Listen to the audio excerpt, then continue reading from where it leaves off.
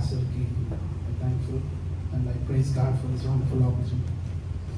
ఈ యొక్క గొప్ప అవకాశం దేవుని సన్నిధిలో నాకు దొరకడం ఎంతో థ్యాంక్ఫుల్నెస్.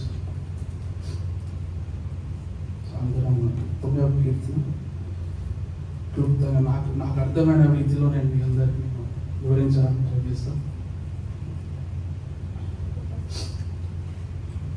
మనం మొదటి వచనం చూసినట్లయితే, మహోన్నతిని చాటున నివసించువాడే సర్వశక్తుని నీడను విశ్రమించువాడు. ఈ వాక్యము నేను చదివినప్పుడు నాకు ఎలా అర్థమైందంటే, నార్మల్లీ ప్రొటెక్షన్, దేవుడు కాపుదల కనిపిస్తుంది. ప్రతి ఒక్క వాక్యంలో ఆయన కాపుదల కనిపిస్తుంది. నాకు ఎలా అర్థమైందంటే, ఆయన కాపుదల కంటే కూడా ఆయన సన్నిధికి ఆహ్వానిస్తుంది. మహోన్నతిని చాటున నివసించువాడు, లేకపోతే మహోన్నతిని చాటున నివసించడానికి ప్రయత్నిస్తున్నవాడు అని లేదు.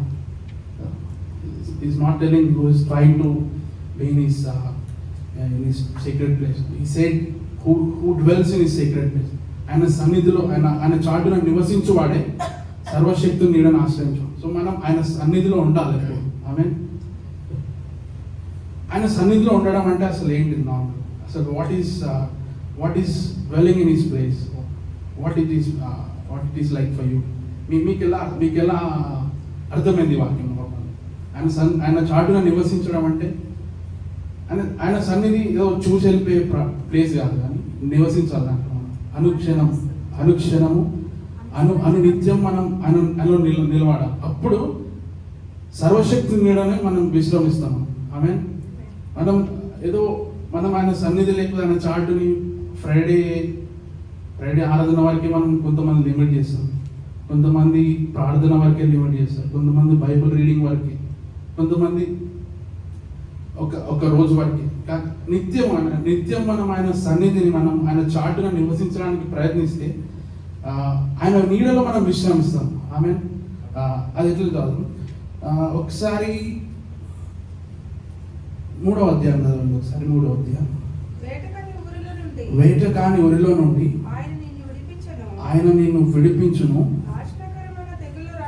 నాశనకరమైన తెగులు రాకుండా నిన్ను రక్షించును. ఆమెన్. సో వేటగాని ఊరిలో నుండి మనల్ని విడిపిస్తాడు. వేటగాని ఊరిలో మనం పడతాం. నార్మల్లీ మనం పడ్డప్పుడు మనం ఆయన చాటున ఉన్నామని మనం మర్చిపోదు. ఆయన ఇచ్చిన వాక్యం ఏంటి? మనం ఆ వేటగాని ఊరిలో, ఫర్ ఎగ్జాంపుల్ కరోనా లేకపోతే జ్వరం ఏదైనా వచ్చినప్పుడు మనం we should not blame God, right? దేవుని మనము బ్లేమ్ చేయొద్దు. కానీ ఏది వచ్చినా దేవుడు నన్ను విడిపిస్తాడు. ఆమె ఇంకో నాశనకరమైన దేవుడు రాకుండా నేను రక్షించుతా. అండ్ ఇక్కడ we can see the deliverance, విడుదల మనం చూడగలుగుతున్నాం అక్కడ. సో మనము ఎలాంటి అన్సర్టైనిటీస్ లేకపోతే భయము, వేదన ఇలాంటివి ఉన్నా మనం ఆయన చేసిన వాక్యాన్ని ఒక ప్రామిస్ని మనం మర్చిపోదు. మనం చాలాసార్లు మన ప్రార్థనలు వాక్యానుసారంగా ఉండవు. మనం కాపాడండి, మనల్ని ప్రొటెక్ట్ చేయండి అంటే, కానీ మనం ఆయన సన్నిధిలో ఉండము. He's wanting us. For example, ఎవరైనా మనకి నువ్వు మంగఫ్ వస్తే నేను నువ్వు పైసలు అడుగుతున్నావు, నేను మంగఫ్ వస్తే ఇస్తా అంట, అక్కడ రాకపోతే. సో హీ వాంటింగ్ అస్. ఆయన సన్నిధిలో మనం విశ్రమించాలంటే ఆయన రెక్కల నీడలో మనం విశ్రమించాలంటే ఆయన సన్నిధిలో మనం ఉండాలి, ఆయన చాటును మనం నివసించాలి. ఐ మీన్ ఆయన ప్రొటెక్షన్ లెవెల్ ఒకసారి లెవెల్. ఆయన కాపుదల ఎలా ఉంటుంది అంటే, ఆయన చాటును నివసించే వారికి ఆయన కాపుదల ఎలా ఉంటుంది అంటే 11వ అధ్యాయం, నీ మార్గములన్నిటిలో నిన్ను కాపాడుటకు ఆయన నిన్ను గూర్చి తన దూతలకు ఆజ్ఞాపించును. ఆమె security. We have the most high security in this world, right? Kuwait కింగ్కి నార్మల్లీ ఒక బాడీ గార్డ్, ఒక 5 కార్లు ఉంటాయి. కానీ కొన్నిసార్లు మనం ఆశ్చర్యపోతాం కదా, మనం ప్రార్థన పరంగా ఉన్నప్పుడు, మనము ఆయన సన్నిధిలో ఉన్నప్పుడు ఆయన వైపు మనం కళ్ళెత్తి చూసి ఏ ప్రాబ్లం చెప్పేసి మనం వెళ్ళిపోతున్నప్పుడు కొన్ని సందర్భాలు మనం అసలు ఎట్లయినా అయిపోతుంది అంతే. ఎందుకంటే దేవుడు ఎవరికి ఆజ్ఞాపించాడు? ఆయన దేవదూతలకి. ఆమె నన్ను నమ్మాలి. అది లిటరల్గా ఆయన ఎర్ర సముద్రాన్ని పాలు చేయగలిగినాడు. దేవదూతలకు ఆజ్ఞాపించాడు మన గురించి. మనం శ్రేష్ఠులంగా అంటాడు. అండ్ ఆయన కాపుదల ఆ విధంగా ఉంటుంది. అండ్ ఒకసారి 14 నుంచి 16 వరకు చదవండి. అతడు నన్ను ప్రేమించుచున్నాడు కనుక నేను అతనిని తప్పించదను. అతను నా నామం ఎరిగిన వాడు కనుక నేను అతనిని ఘనపరచదను. అతడు నాకు మొరపెట్టగా నేను అతనికి ఉత్తరం ఇచ్చేదను. శ్రమలో నేను అతనికి తోడై ఉండేదను. అతన్ని విడిపించి అతని గొప్ప చేసేదను. దీర్ఘాయు చేత అతనిని తృప్తిపరచదను. నా రక్షణ అతనికి చూపించదను. సో 14 నుంచి 16 యాక్చువల్ వర్స్ ఉంటాయి. ఎట్లా అంటే these are the final promises of this psalms. ఈ కీర్తనలో ఆఖరి వాక్యాలు. అతడు నన్ను ప్రేమిస్తున్నాడు. అతడు ప్లేస్లో మనం పెట్టుకోవాలి.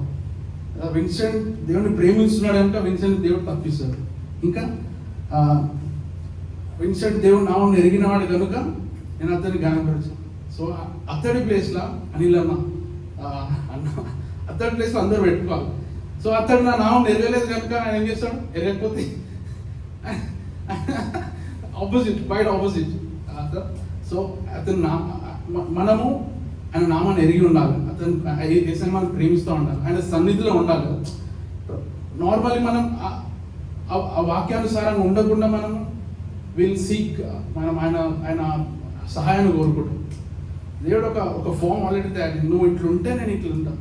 So it's not like automatic. God has promise, of course దేవుని కృప ఉచితంగా ఇచ్చిండు అన్నీ, కానీ ఈ promise this is not automatic. You have to trade ఇవ్వాలి. మనం ఆయన సన్నిధిలో ఉండాలి. సో ఈరోజు నుంచి ఆయన సన్నిధిని అనుదినం మనం వెతుకుదాం. ఆయనతో అనుదినం మనం మాట్లాడదాం. మన కుటుంబాల పైన, మన కెరీర్ పైన will speak over his promises. ఏదో నార్మల్ ప్రార్థన కాకుండా ఆ వాక్యానుసారంగా మనం మన కుటుంబాల పైన, మన కెరీర్స్ పైన will speak them. And then we'll dwell in the Most High, and He will take care of the rest. Amen. So thank you so much.